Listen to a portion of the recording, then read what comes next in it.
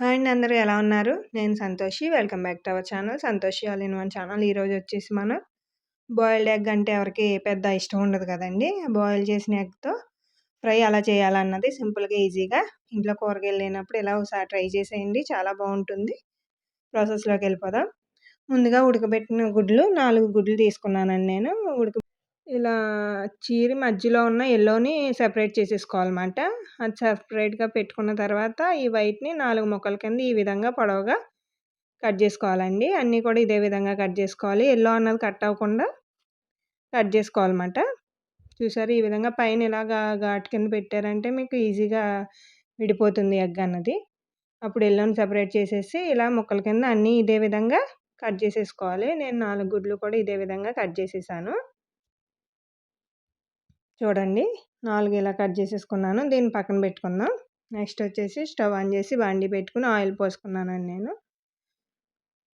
Oil heat అయిన తర్వాత ఒక 7, 8 వెల్లుల్లి రేఖలు వేసాను. అలాగే ఒక ఎండుమిర్చి, అలాగే కొద్దిగా కరివేపాకు వేసి కాస్త వేగిన తర్వాత కొంచెం కరివేపాకు వేసి అది చిటపటలాడిన తర్వాత 2 పచ్చిమిర్చి ఇలా చిన్న చిన్న ముక్కల కింద కట్ చేసుకున్నాను.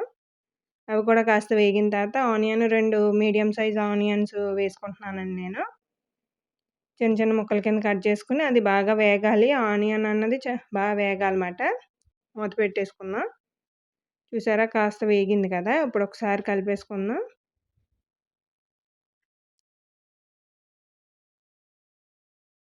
విధంగా కలిపేసుకున్నాక ఇందులో 1/2 టేబుల్ స్పూన్ అల్లం వెల్లుల్లి పేస్ట్ వేసుకోవాలండి. ఇది కూడా పచ్చివాసన పోయేంత వరకు వేయించేసుకుందాం. ఇది కూడా కాస్త వేగిన తర్వాత ఇందులో కొద్దిగా పసుపు, అలాగే మీరు స్పైసీని బట్టి కారం వేసుకోండి. కారం, అలాగే 1/2 టేబుల్ స్పూన్ గరం మసాలా పొడి, అలాగే 1 టేబుల్ స్పూన్ ఉప్పు. మీరు ఉప్పు చూసుకుని వేసుకోండి, మీరు తినేదాన్ని బట్టి. వేసేసుకుని ఈ స్పైసెస్ కూడా కాస్త వేగాలండి. ఈ ఆనియన్లోని వేగి నూనె పైకి తేలుతుందన్నమాట. అప్పటిదాకా మూత పెట్టేసుకుందాం. మూత పెట్టుకున్నాక మధ్యలో మధ్యలో ఒకసారి కలుపుకుంటూ చూసుకోవాలండి, లేకపోతే మీకు మాడిపోతుంది. కాబట్టి మధ్య మధ్యలో ఒకసారి కలుపుతూ మూత పెట్టుకోండి.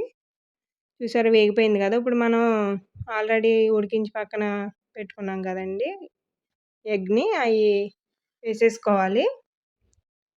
వేసేసుకుని ఎగ్కి ఈ ఆనియన్ మసాలా అంతా పట్టే విధంగా ఒకసారి కలిపేసుకోవాలి. మరీ ఎక్కువగా కలిపారంటే మీకు విడిపోతాయి. కాబట్టి జాగ్రత్తగా కలిపేసుకుని ఒకసారి మూత పెట్టేసుకుందాం. ఎందుకంటే ఈ స్పైసెస్ అన్నీ ఆ గుడ్డుకి పడుతుందన్నమాట, ఎగ్ ముక్కలకు పడుతుంది. చూసారా, ఆయిల్ పైకి తేలుతుంది కదా. ఇప్పుడు కసూరి మేతి కొద్దిగా వేస్తున్నానండి.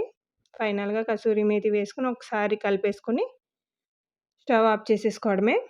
రెడీ అయిపోయిందండి మీకు ఎగ్ ఫ్రై అన్నది. మన ఇంట్లో కూరగాయలు ఏమీ లేనప్పుడు, కోడిగుడ్లు ఒకటే ఉన్నప్పుడు ఇలా ఒకసారి ట్రై చేసేయండి. టేస్ట్ అయితే చాలా బాగుంటుంది. బాయిల్డ్ ఎగ్ తినలేని వాళ్ళు కూడా ఇలా చేసి పెట్టారంటే తినేస్తారు. టేస్టీ ఎగ్ ఫ్రై అన్నది రెడీ అయిపోయింది. మీకు కనుక ఈ వీడియో నచ్చితే లైక్ చేయండి. అలాగే మీ ఫ్రెండ్స్కి, ఫ్యామిలీ మెంబర్స్కి కూడా షేర్ చేయండి. ఇలాంటి మంచి మంచి రెసిపీస్ కోసం మన ఛానల్ని సబ్స్క్రైబ్ చేసుకోండి. మన ఛానల్లో ఇంకా చాలా రెసిపీస్ ఉన్నాయండి, కాబట్టి సబ్స్క్రైబ్ చేసుకోవడం మర్చిపోకండి. ఇది రైస్లోకే కాదండి, మనకి చపాతీలోకి కూడా చాలా బాగుంటుంది. ఒకసారి ట్రై చేసేయండి. మరో మంచి రెసిపీతో మళ్ళీ కలుద్దాం. Thank you for watching.